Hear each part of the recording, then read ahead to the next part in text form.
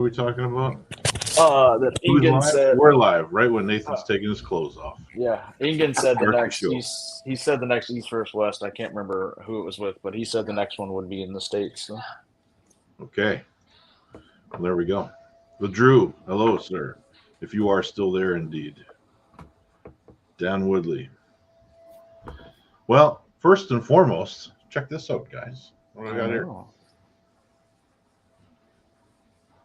Thank you to Jody for this. Looks good on you. Looks good on you. Amazing gift. I'll expect mine in a few weeks here. That's fine. You just tell me the size there, sir. So why don't you tell us a little bit about the LLD Foundation? Okay, so as some of you guys may know by now, our son got tragically killed in an ATV accident back in July 4th, 2020. So when he was sitting up on life support, we were trying to figure out, my wife and our other two kids were trying to figure out what to do because there was a good chance he was not going to make it. So we got together and decided, hey, let's donate his organs. With that, we want to make sure we honor him. So we decided to put together this foundation called LOD, Long Live Dono. So what that includes is the fact that once upon a time, we were those parents where you have kids that do travel sports. And sometimes, that can be a little spendy where, we sacrifice not paying this and not paying that to make sure, Donovan was able to go ahead and participate in those sports. So now what we do as a foundation, we got like 6 board members. What we try to do is we fundraise. And now we're giving out, hey, if you have a kid that doesn't have baseball cleats or they need equipment for lacrosse, basketball, gymnastics, whatever, look us up. And then we'll go ahead and make sure, hey, we'll take care of that through Parks and Rec or whatever the case may be. So it's been going since 2020. So we're still going strong. Amazing. And you do an event every year. Yes. This year it'll be June 21st in Redmond, Oregon. That'll be the 5th LOD tournament. So, hey, we're excited. It's getting a little bit bigger every year. So. I make sure I turn my mic back on. I got to remember that. I mute myself every time the vacuum cleaner comes on upstairs. You got workers in your house? Yeah. Just he's always every Tuesday. Every Tuesday, and I don't know how that happened because we had to keep switching our schedule, and it ended up on Tuesdays. And I could try it from my office, but nobody likes my microphone or my audio from there. Oh, because it echoes. Yeah, it's bad at your office. Yeah. It's better at the house. We can do. I mean, the vacuum's not. It's not bad. It's not bad. It's on a different level, and my microphone is directional, so we should be okay. Yeah. Then no, Jay Clean. Here's what I do.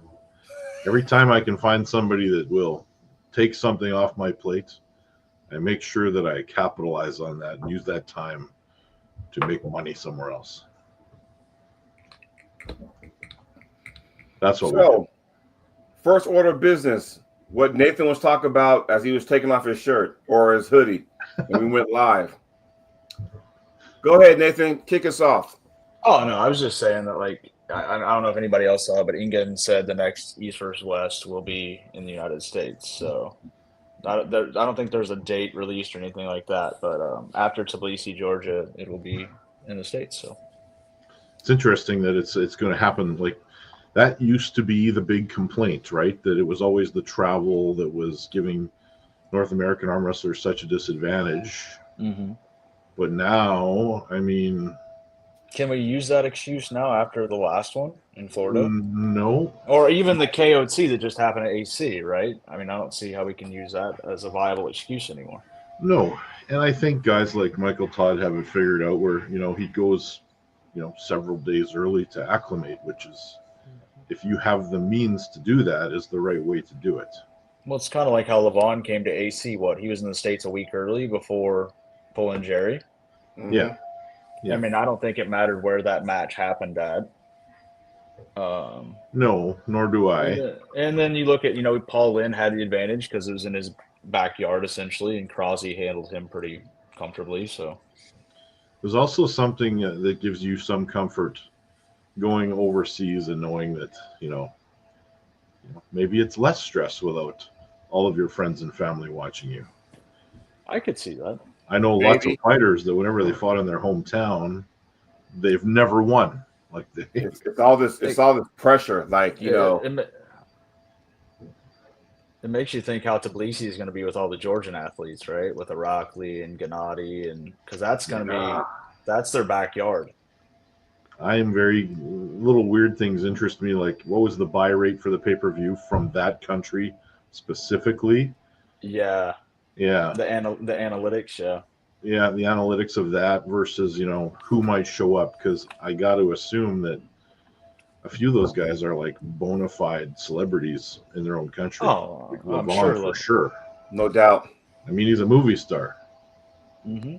Do you think now that Robert Baxter's on the train, we're getting more and more big events here in the States? Do you think that has anything to do with that? Of course. I mean, Yeah. he's the guy that would provide access to sponsors and money to make it happen here. Yeah, I mean, I could see it being everywhere eventually. Like, I could see California being a viable option. The Midwest and areas could be a viable option.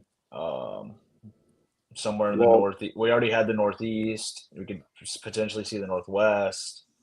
Well, think about it. If the last two big events were here in the States, Orlando, KOTT was Atlantic City, you would think Las Vegas would be on the. Oh yeah, I'm sure. I mean, he remember that post. I think you and him had that comment about it, where Las Vegas is a possible option. Because before, when the PAL had the arm fighter things, they always came to Vegas. Yeah, because remember he made that post that he was in Vegas scouting out venues, and then you commented on it, Jody, and he replied to your comment about yes, they're wanting to bring one to Vegas. So yeah. Vegas is an obvious choice. The only thing with Vegas is they don't need an event. No, yeah. So it becomes expensive. 100%. Yeah.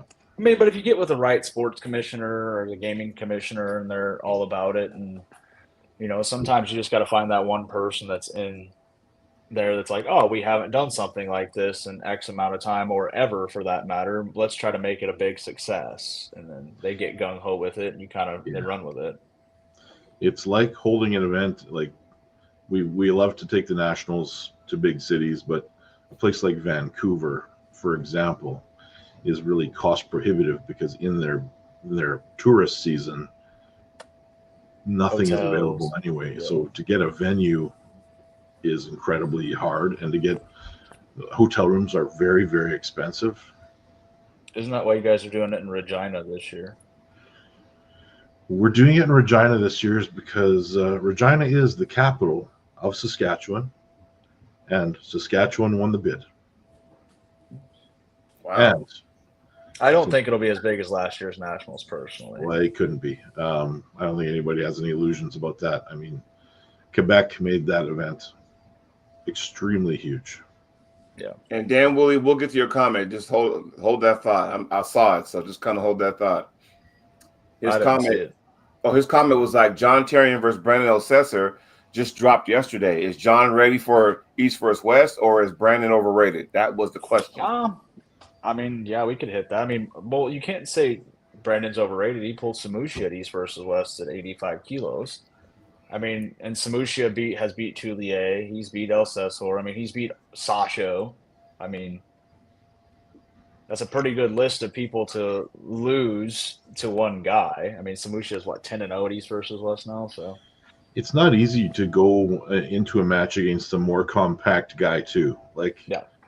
When you're used to guys that are closer to your size, it can really mess somebody up to go against somebody with a smaller frame and a shorter arm. Do we know if there was a weight? I don't know. I mean, I talked to John and trained with him, but I don't remember talking to him about if there was a weight cap for that match with El Cesor or not. I think there was, but it was not nearly what John was. No, because John's walking. Well, last week we had Clifton Erickson on, and they got a match, and the weight cap is 210, I believe. Yeah, I think John's 202, 203, maybe. When I saw him, yeah, he's not. I mean, he's barely over 90. Yeah. Yeah. Well, what are we going to get to, guys? We have a week we are about a week out, week and a half from Knuckles Up 5. Yeah. How you feel, man? Tell everybody how you feel. How you gonna beat Vitor? The answer to that question, I can answer that one badly. How do you see it going down, Nathan? I don't see Vitor having anything for you, Ryan, if I'm being honest. Like I've seen Vitor's match in the past and know people Vitor has pulled in the past, and he hasn't pulled anybody of your capabilities and or stature. Well, he's got nothing to lose then, and that's what makes him dangerous. Well, the thing is, though, is that, I mean, I'm going to just say it right now because I know we're going to have a prediction show next week. So I'm going to just say it right now and say SB30. I'm going to just go ahead and put that on there now. Normally, I don't do predictions the week before the week of prediction show, but I'm going to just throw that on there now. I would be willing to bet that Vitor does not even come close to a pin. It's an interesting question that Dan Woodley asked here. Does that make it worse, being a big favorite?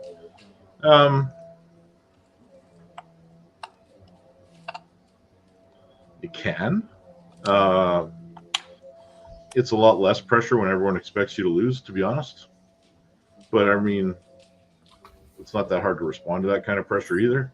Like last time when I was against Meadow Rangi, like I was pretty sure I was going to be okay in that match. But you start listening to people, and a lot of people thought that he was going to get me. And that was the Global Elite match, right? Yeah. The one with that big shiny belt in the background. That's where that came from. I see this match being pretty much identical to that match. Like, I'm not even kidding. Because Vitor does Kings. Like, that's what he's going to try to do, to hold you up. And I just don't foresee that being a viable option. No. He's not super fast either. Mm-mm. No. And that's a big thing with some people, and they need to realize that, but it's just, come on, man. You know, it's kind of hard when you don't have a whole lot of footage on your opponent, but the footage you do got, you kind of go, well, I have to go with that. Well, let me ask you something, both of you guys, because I might be changing my approach to these upcoming super matches I got. So, SB, when you see Vitor, you see his matches, and you kind of going, okay, I see what he does now. Are you more like, hey, I'm going to do what I do anyway, regardless of what I see? Or are you going to go, he likes to do this, I'm going to go ahead and stop him so he doesn't get to that point? No, I'm not stopping anybody. I'm going right through him. It's, I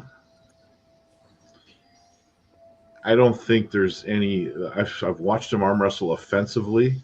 Yeah. And I don't think that he, I mean, I'd say he's almost kind of tailor-made for me a little bit.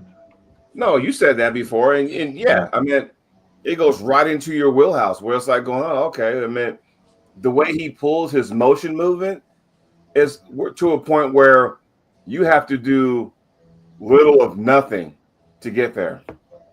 Yeah, I mean, and the lane is sitting there waiting for me to drive down it.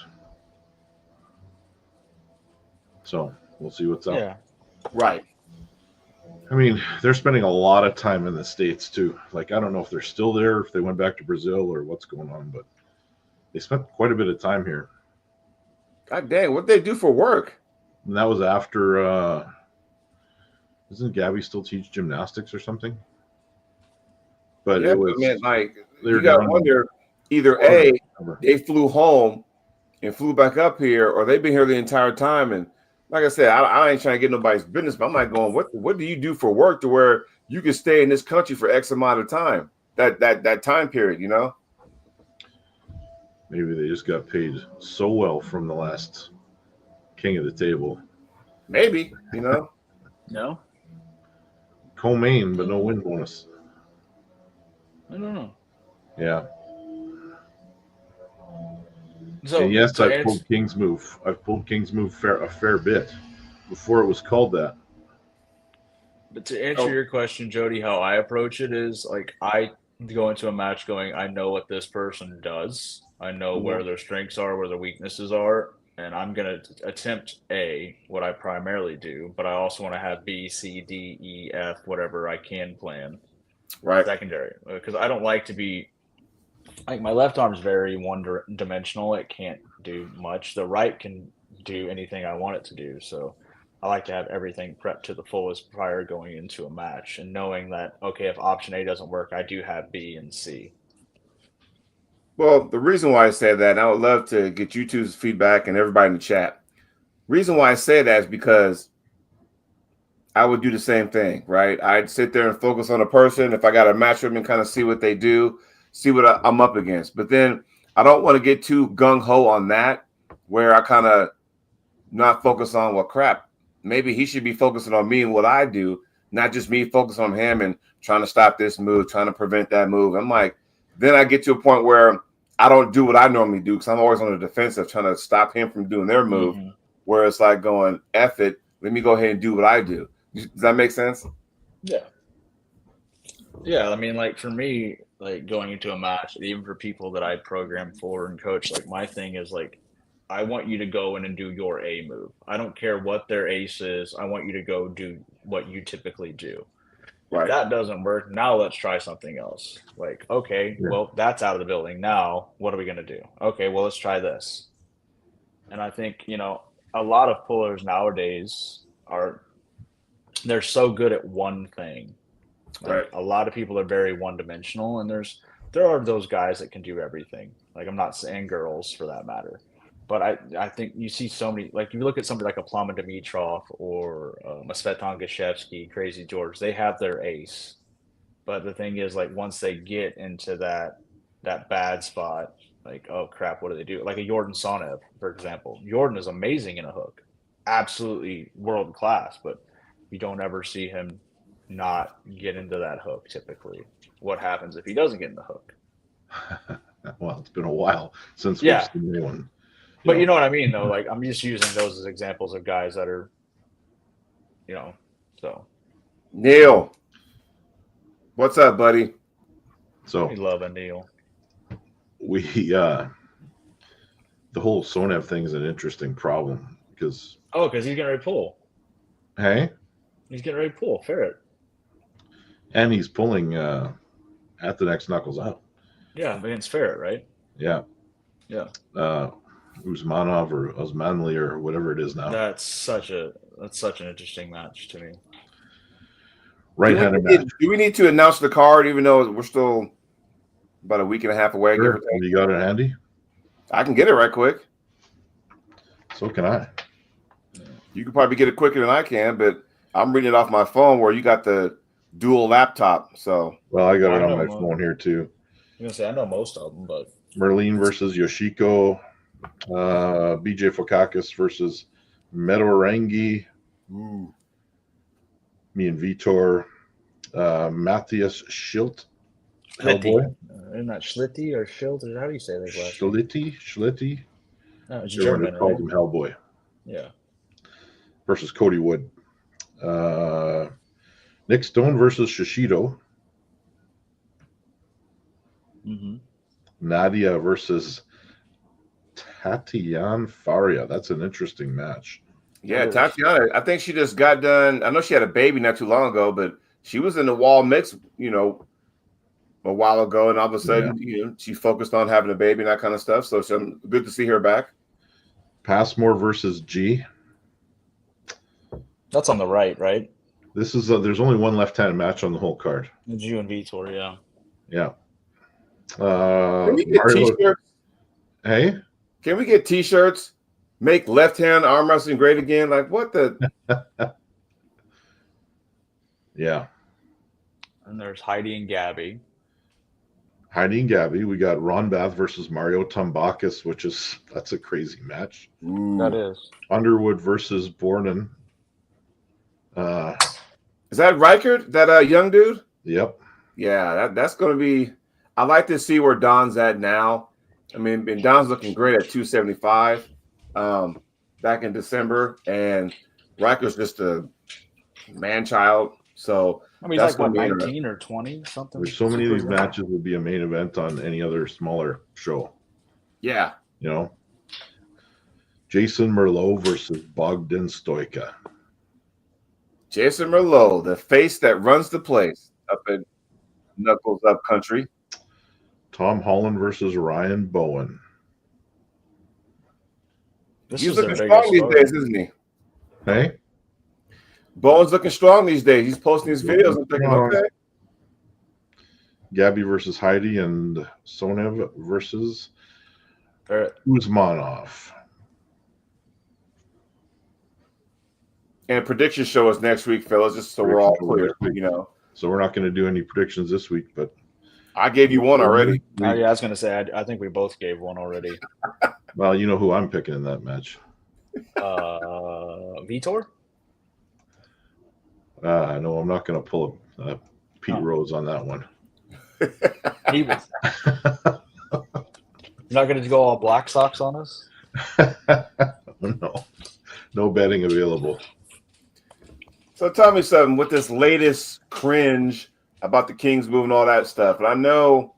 Why is this a subject again? Why are we still talking about this? I don't. It seems like when there's nothing going on, like tournament wise or match card wise, two topics always pop up, right? Either, hey, I got banned from WAF, or well, they're not banned. They're not banned. Let's be honest. Suspended or whatever you want to call it. These people are putting out their ban. Like you're suspended. You can get reinstated. It's just semantics. Yeah. Right. I didn't know you had to pay €100 to get reinstated. I think it's €100 now. That's a fine for competing for someone else. But the Kings move thing, though, I do agree with certain aspects. Like if we look at WAF rules compared to EFA rules, like I pulled pretty much predominantly under the WAF rule set. But in my opinion, and I've had this conversation with people that are, WAF officials and stuff like that, EFA kind of has it right with that, the Kings move rule or open top roll rule, however you want to call it, the fact that in a neutral and or losing position, the humerus in a declined angle is a stop foul. Yeah. Like it's great. But that's perfect. If it's in a winning position, it's fine. It's okay. Yes. I think that's the perfect rule. And I think, I'm pretty sure from what I'm hearing from people I know that WAF is a bunch of the head officials are getting together to make that rule change, to make that a standard rule that the declined humerus in neutral and or losing position. Maybe this. I mean, this has been a subject. I mean, maybe. It could be. It couldn't be. I mean, I get where Giannis was talking, though, because, like, in his last match, like, it did seem like Michael was in a straight arm position. Like, even though, because we know his arm doesn't fully straighten because of calcification of bone. Right. But his humerus was in an upward angle. It was in a neutral angle. Yeah. Well, it never dropped really below. Yeah. So he was within the confines of that rule set. Yes, he was. Which before we used to always argue that the downward angle is the right way to do it. So they actually changed that rule. Mm-hmm. And maybe we're talking about it because if Michael gets by his next opponent, we may see him against Levon. Well, that's what they said, right? No, we're going to. That's already been out there. Yeah, and the winner what is the one thing that could spoil the party for Levon? Maybe that Kings move. I mean, Dev tried it against him, and I thought Devin's elbow was going to explode backwards. Yeah, but his is not. His Kings move, I don't think, is as good as Michael's Kings move. I don't think. Yeah, I mean, we could play the who's better at what game because I think there's aspects of Devin's game that are far superior to Michael's, especially in a neutral position. But I mean, the Kings move is his ace. Yeah, I agree. But I just don't think that Mike has the hand size to stop a Levon from being able to turn him this way. Well, but I could be completely wrong. And if I am, I am. I still think Vitaly has the best shot personally, but here I'm gonna say one thing on this Kings move, and I want everybody to listen, okay? Well, everyone's belly aching and all that kind of stuff, and let's see where we at. 24 minutes, okay, I can cuss now, and all this bullshit. So here, I'm gonna say this. Not too long ago, well, decades ago, we'll say early 80s, mid 80s, back when the top roll was frowned upon. And about 85% of you motherfuckers out there fucking do that move. And no one says nothing. But back then it was frowned upon. Call you a runner.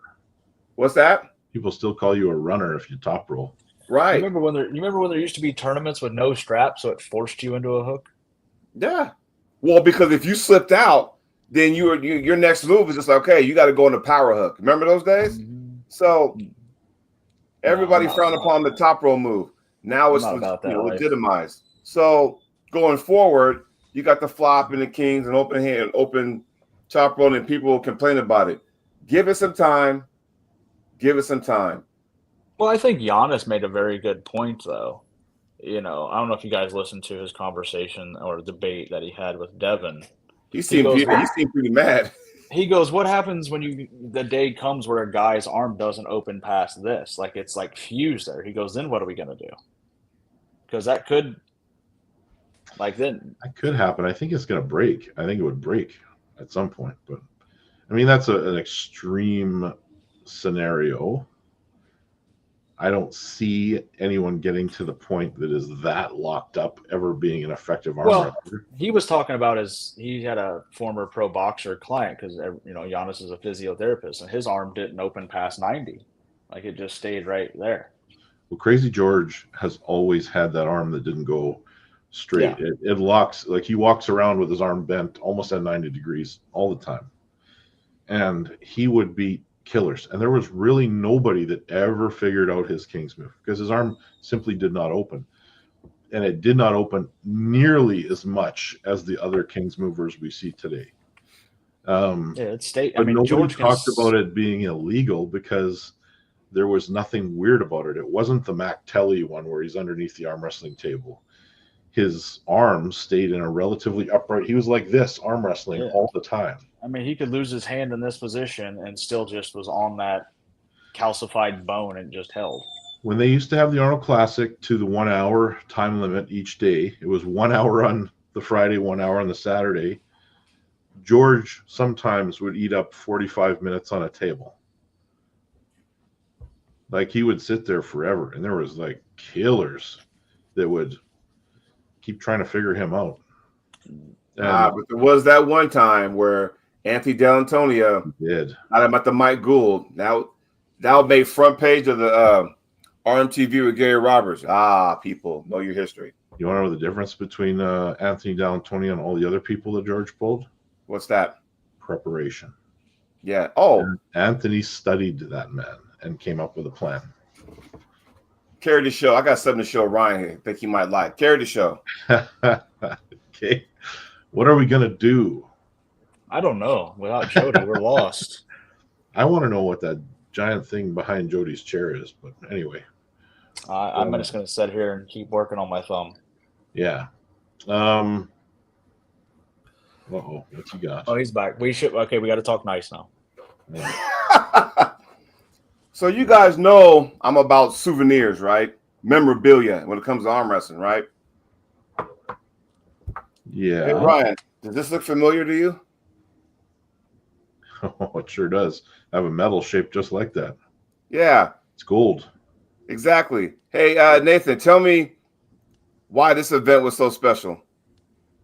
Oh, shit. Is that the one? No, hold on. 03.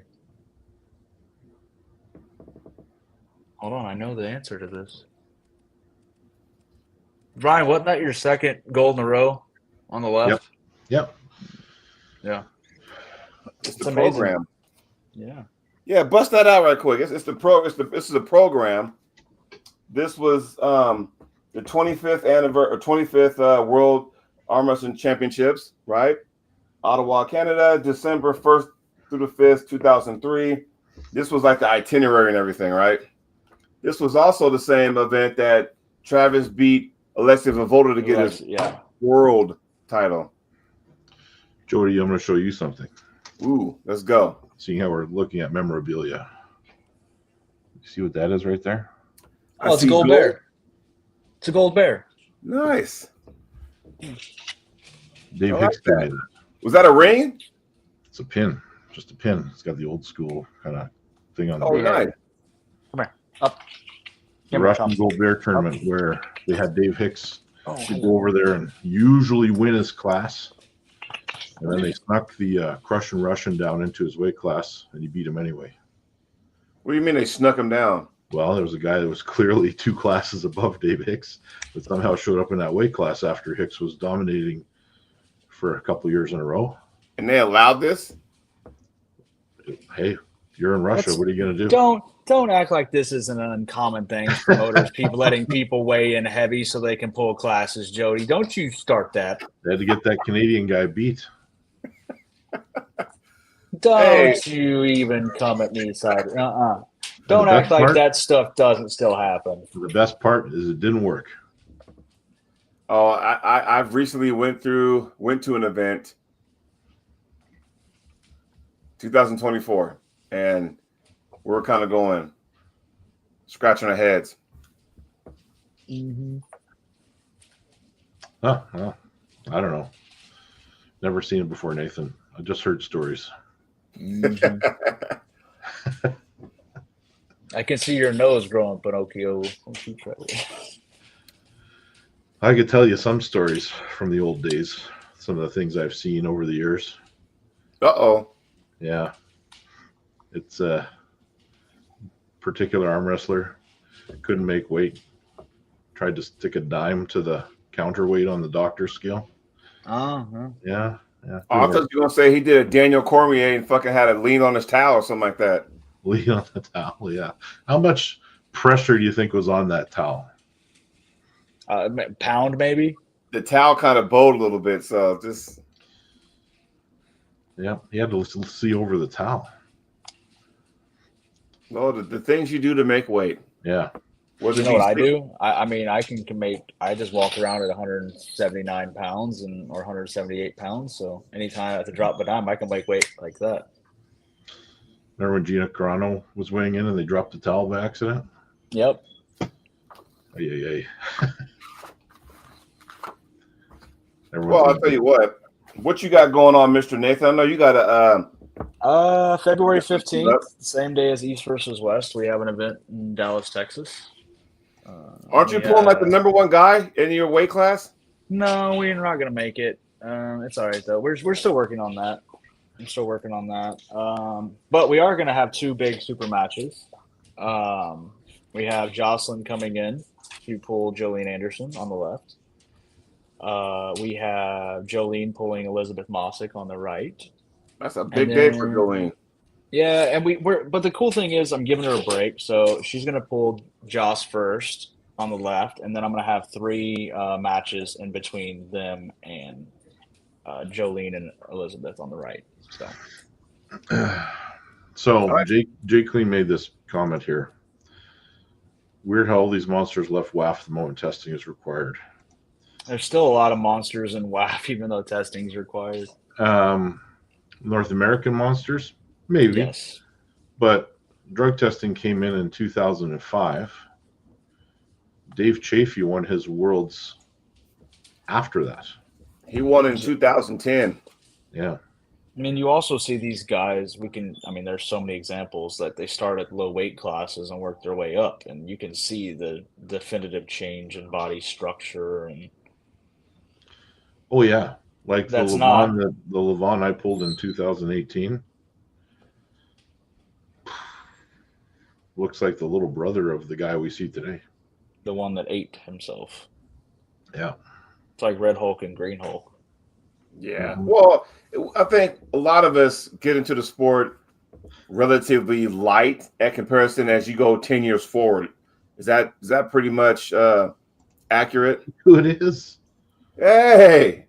But I mean, I'm actually, when I got into the sport, I was heavier than what I am now. Oh, okay. I also did that for just health reasons and like injuries from the military and stuff. So it's actually better for my body to be lighter than it is to be heavier. And I'm like all my numbers now, like strength wise, I'm actually stronger now than what I was when I'm heavier, which is, I know, counterintuitive, but like when you're just losing fat and not muscle, it makes perfect sense. Yeah. Because I started this sport in the 198 pound class. So now you're what, 42s, right? Yeah. You could still drop to 20s or If I really 231. wanted to, but it's like, that's a whole lifestyle change. For Some me, places it's have the 231 class. Wouldn't be that hard to make. 231, yeah, but then going the Yeah. extra fucking 11 pounds, it's like, man, do I really want to do that just for one match? But I don't know. I mean, I kind of want to challenge myself too, you know. Oh, James Clark. What do you think about that, Mr. Espy? Nick and I actually talked about that match a little bit. It's something we both seem to be interested in. Yeah. That'll be an interesting match. Got to get revenge for my countrymen. Yeah, that was very. Yeah. Oh, did we ever talk about? Oh, do you remember the guy? What the hell was his name? I brought this up before. He was going to be the next John Brzenk. Russian kid. He would have been the next John Brzenk for sure. Started winning world titles as a teenager. Won the open class. Artem Klemenko. Mm-hmm. How long ago are we talking? Well, in 2005, he would have been in the juniors still, but he also pulled 242 and won it relatively easily, or 221, one of those two. Yeah, Neil picked. Yeah. And then he just vanished. And there was a big controversy because he got his doping ban. Mm-hmm. But then he came back and he was pulling for some upstart organization that was allowing him to arm wrestle for them over in Europe. And it was some weird clause in there that every time he pulled, his suspension started from day one. So it keeps resetting? Yeah. So he never. This is all like stuff I had heard and watched over the years, and he never ended up competing for WAF for it, like ever again. And then he showed up at the Arnold Classic like a couple years after that, and he was working for some Russian television company or doing some kind of filming, but he was skinny as a rail. Like he had no muscle on him at all. He was just a personality on TV or something at that point. But I remember sitting next to him in the testing room. Neil says he got banned and then a lifetime ban. So I guess that would be why we never saw him again. But I sat next to him in the testing room in Tokyo in 2005. Ooh, story time. He looked just ultra comfortable. We both got taken to the washroom by the doctor. We both collected our sample. And then right at the last second, I switched with him. No, I'm just kidding. I thought you were going to tell us another Marcio story. Oh, yeah, the Marcio story. Don't take the one in the middle. We're trying to get Barboza. Yeah. Like, okay. Speaking of Neil, you know what I'm waiting for is Neil to pull Danny Tesh back out of the weed somewhere and Danny just show up and start smacking people again. Yeah. So I guess out of that, it's a subject that, has come up in small circles lately. What do you think the role is of every other organization to uphold a ban by WAF or IFA for doping? I think, if it's okay. I think if you're doing an international event where you're inviting people specifically and you invite, let's say, X person that is on the suspended list, it could potentially cause you issues in the future as a promoter. So I think it's your job to do your due diligence to see if you're creating super matches that person's on. But like if they show up to your tournament, and I don't see most people going like, hold on, let me check the list here. I don't see that. Fair enough, but what if you know? What if it's been publicized? Like there's some people we know. Yeah. And because it's been talked about. Or it's somebody super prominent that gets himself in trouble. Tough question, isn't it? Very, very tough. Because I think they're not even supposed to be around arm wrestling and or like tournaments and stuff like that for that, let's say 2 years. If they're on a suspended list for 2 years, then like they're supposed to honor that by not competing anywhere. So I guess it comes down to like integrity of a promoter. I don't know. Well, I mean, yeah, but I mean, if you have no affiliation with WAF or IFA, and I guess a different question would be, will they uphold each other's bans? Because that's where you could see somebody that got popped in one go to the other promotion. Yeah, that's a good question. Listen. And Miguel is an interesting point, and I agree with you, Miguel, for sure. But there's probably a lot of guys out there that you don't know. Oh yeah, I'm sure. Have been, you know. Oh, you know what? I'm gonna say this. Check this out. I've always said this. They should have two divisions or leagues or whatever you want to call it. You got the people who are natty. Let them go at it. Best man, woman wins. Then you got the people who are on gear. Let the best man, woman win, and just have that. You know, don't cross over, but have that. But here's where you're gonna run into an issue with that. Like you'll know people that are very good, or have people that are very good at coming off their cycle at the right time and competing in the tested side. Well, my point being is that if you have a league that is, you know, hey, you can juice as much as you want, just go over there and do that. But okay, but like if you know you can't compete with that giant over there that's on everything under the sun, nor do you want to push the limits like they're pushing, like by taking, let's say, Trin and HGH and Deca and Anadrol, you name it, and you just want to take some tests and some HGC and some clomiphene or Clomid that's less toxic to your body, and then you go and so you can come off your cycle and compete in the tested side. Why wouldn't you? Here, I'll do you one better, James Clark. I know somebody that what they did is that, dude, you looking pretty swole these days. Oh, yeah, I'm just doing TRT. Which, technically, they weren't lying. Okay? However, they didn't tell everybody what else they were doing to go along with that TRT. You see what I'm saying? You can actually compete at WAF while on TRT with a therapeutic use exemption. Mm-hmm. Yeah, listen, I'll just go ahead. If I can beat somebody and I'm natural.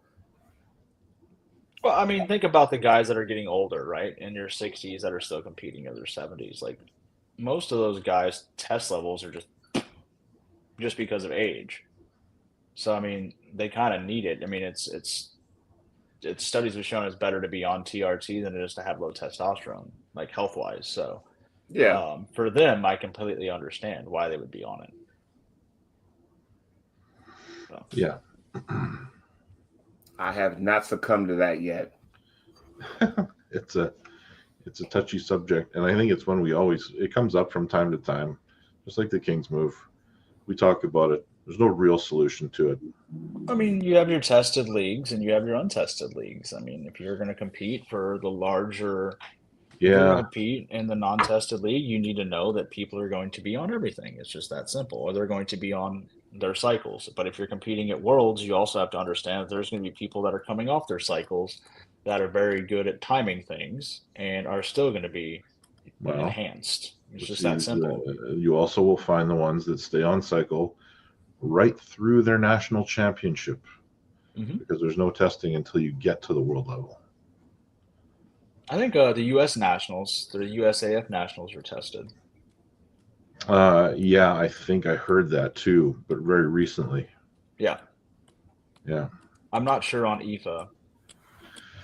Okay, Jay Clean, I will try to answer this question. The percentage is extremely low because it is typically, when I've been at WAF, it's always been a podium amongst the top three.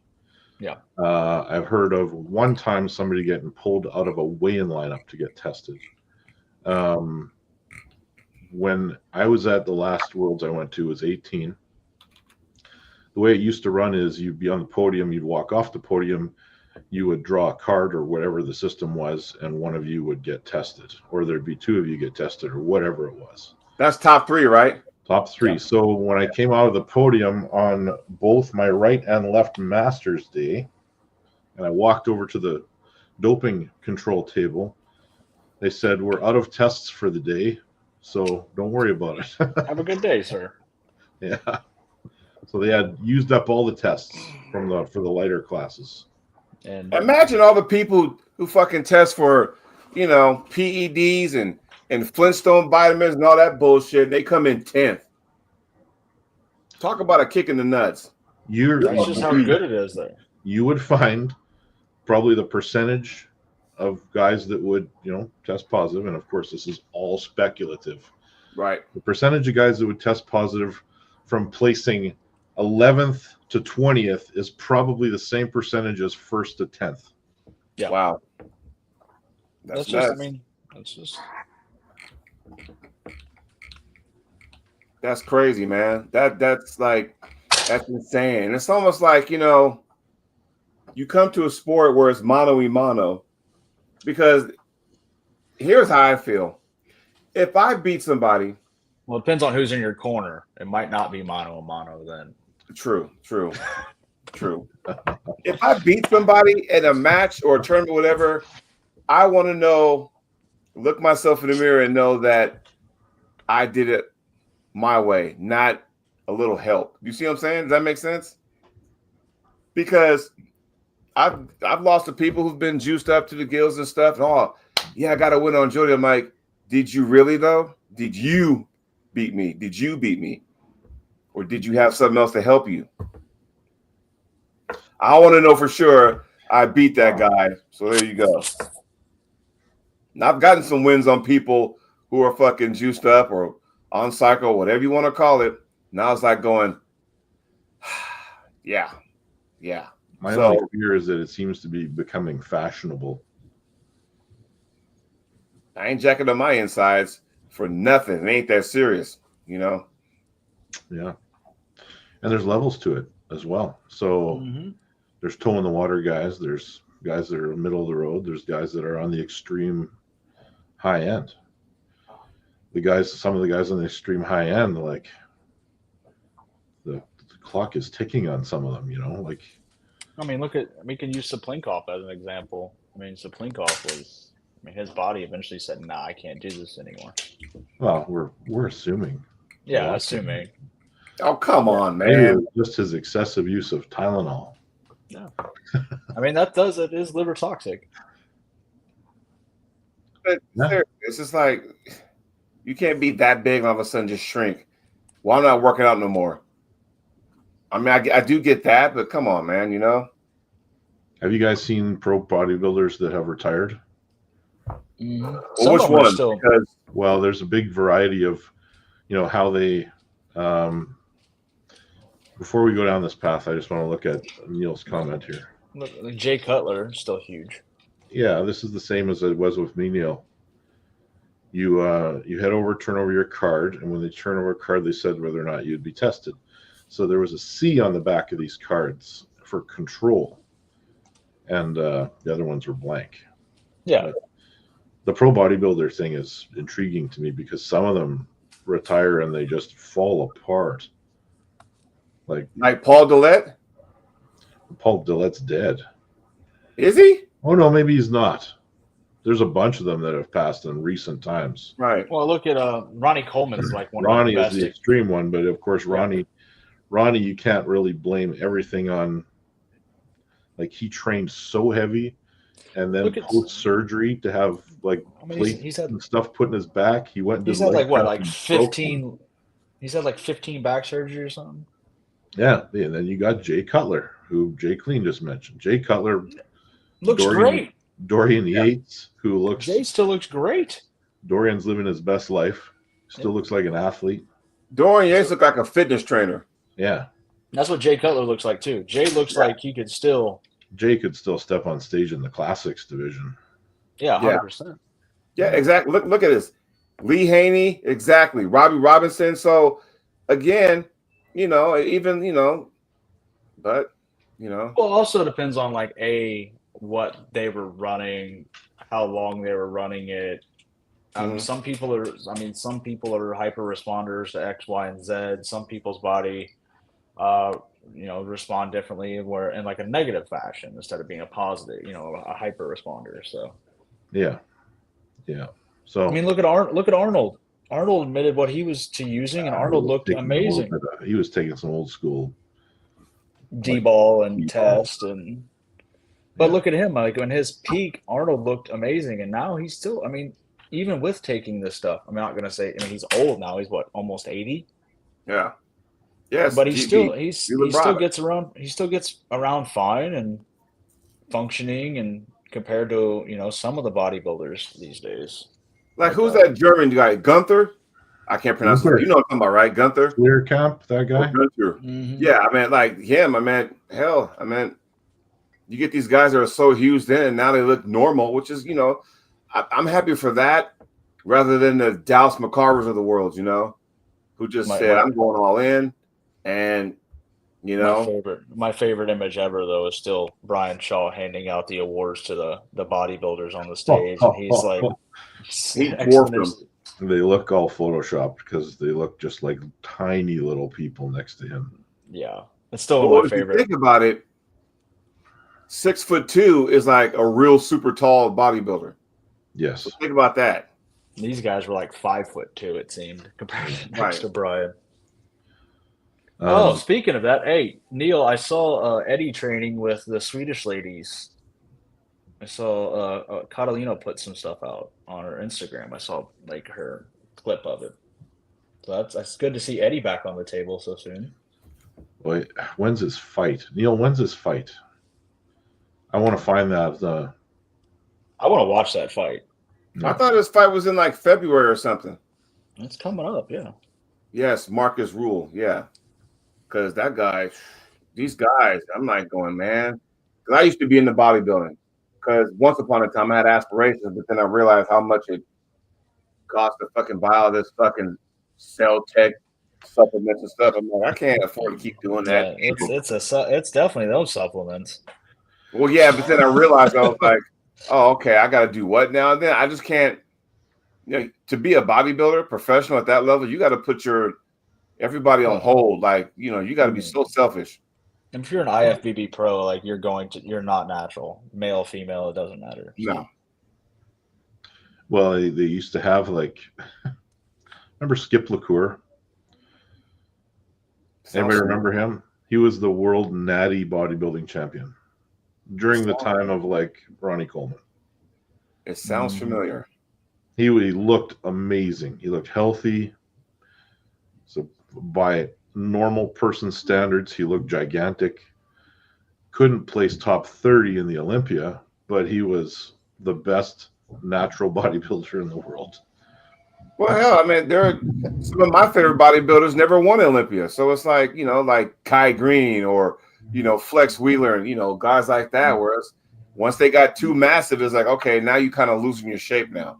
Because that was the judge's fault. And that's why Sean. Go ahead. It was that HGH gut, too. Oh, yeah. That Chuck Palumbo gut, the bubble gut, Palumbo. Yeah. So the Palumboism.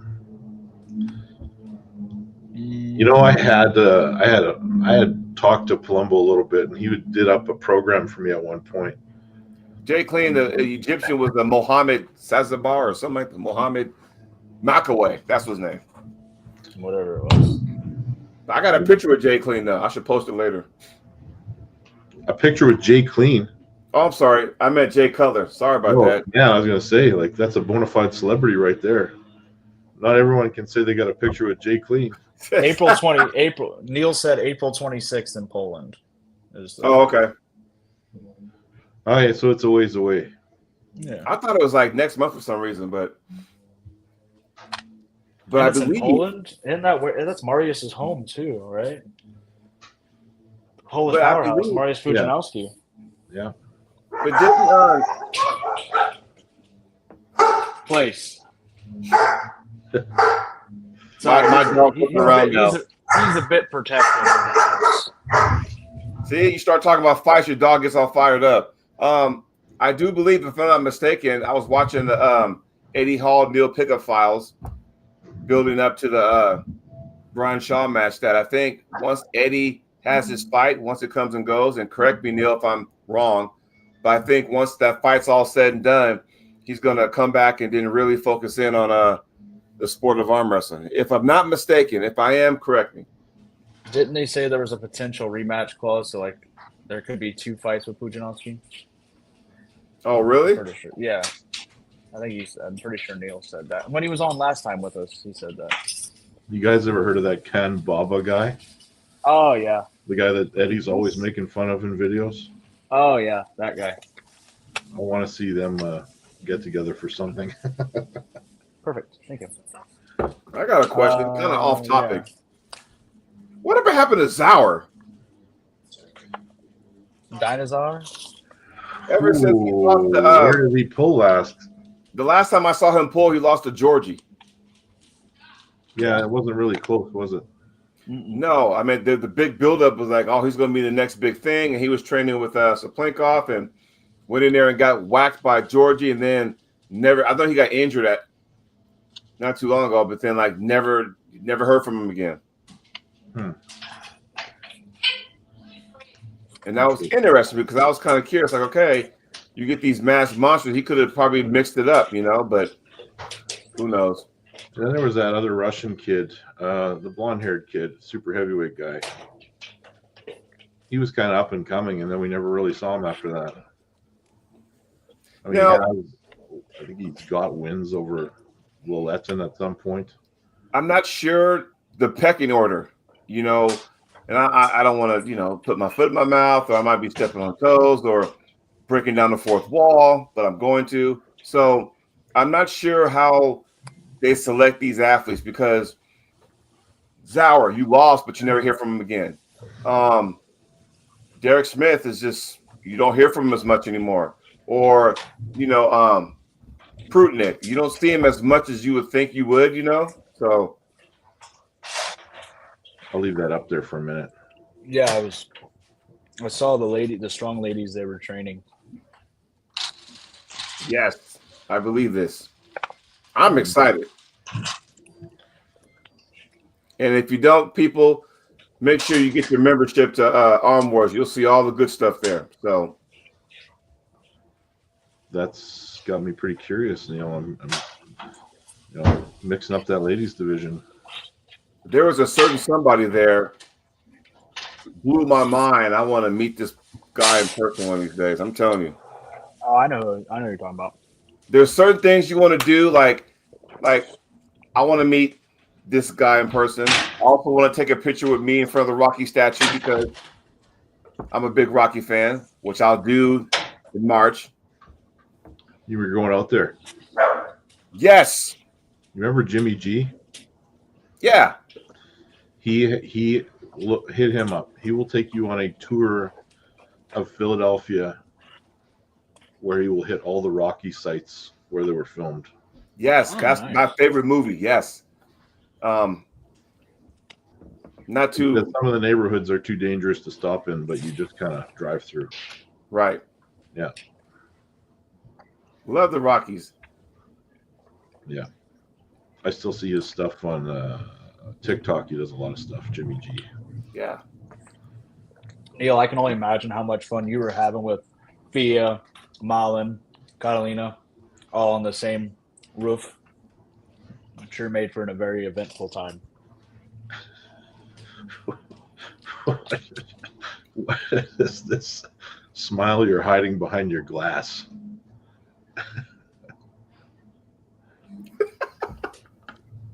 We kind of did our own version of Iron House when we were over there for Arm Wars.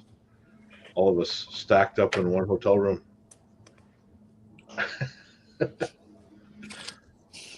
Okay. Yes, 2 weeks. There we go. I'm ready. I am so ready for this. Yes, 2 weeks. I want to see it. And we were talking about hand size and strength, Neil. I Martin Felix, Martin Felix would be involved. That's cool. And well, see, Neil, I was going to say it, but Neil said it first, so now I can actually say it. I didn't want to say that. He's an older guy, like maybe the oldest guy as a professional strongman.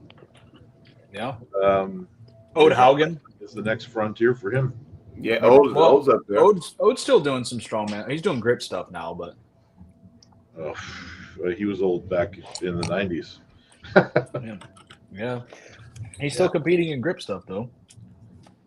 What other hyped arm wrestling prospect faded into obscurity? Well, how long they got to be in the sport for that to even? I mean, I have one. It's not going to land well though. Oh yeah, go ahead. And I won't say obscurity because that's not what happened here. yeah, but I have one that's not obscurity. There was as well. one guy that started off as a young guy in a light weight class.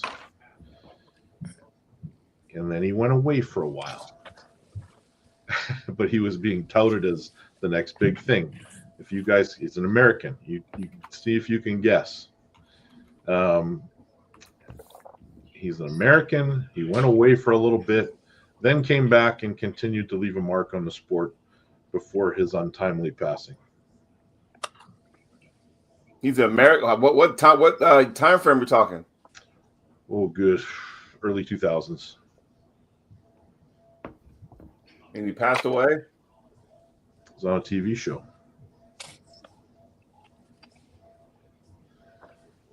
And you know what, Jay Clean? The same could be said for Jason Vale, but that's not who I'm talking about. Yeah. That's who I was thinking was Vale. Heavyweight class? Well, it ended up pretty close to that, but Kenny Hughes. Oh, yeah. He was a guy that I heard a lot about him from the East Coast or the West Coast guys. He's living on this side of the country. Like he was he was the guy to watch. Eric Spotto.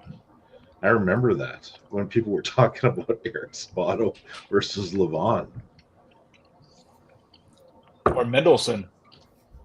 Scott Mendelson, yeah. Scott Mendelson ended up on some big events.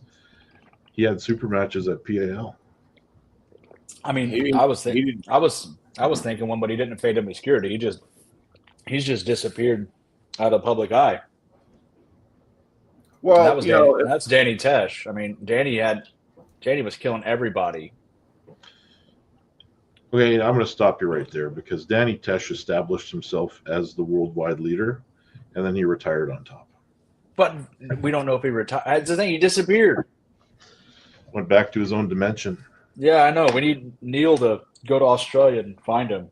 Yeah. We need to start a trip fund for Neil so we can go find Danny Tesh. It would be interesting. That could be a whole series. A certain guy. A great one, too. Like when we get these athletes that cross over into our sport from other sports, their respective sports and they were good at, I always wondered, had Khaled took this sport seriously, where he'd be at right now. I got a couple of Khaled stories I can't tell on here, but you know what that means. You know who somebody? Can't connect after dark.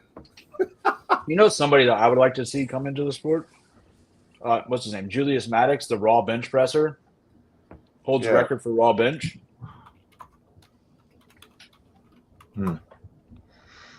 Yes, good question, GB. Good question. What do you say? He said, Storm Chilino. Yeah, like, because remember, like, didn't he just pull Artem a little while ago at some place? I'll tell you, remember back in the WAL, days, not the early days, but like not the ESPN days, but the Bleacher days. Those three guys, it was Paul Lynn, Sam Harris, Storm Chilino. They were like joined at the hip. You couldn't say one person's name without the other two. You remember that? Yeah. And now it's just, Paul Lynn has risen to the top, So I'm still wondering where he goes after his loss to Crosby. There's lots of matches for him. Yeah, that's true. Yeah. But still, how do you select people? Because there are some people who have one match, maybe two matches, and never heard from again. As far as that organization, you know.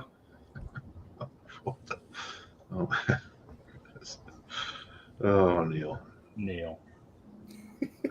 Well, guys, it's been a while. We've been on for a bit, so we probably should wrap her up. But 5 minute after dark. 5 minutes after dark. After 5 the minutes. show. Yep. All right. They will accidentally leave us live. No, I can't do that. No, don't do that. Next week, prediction show. The official Knuckles Up prediction show. Yes. So long, everybody. SB 3-0. Yeah.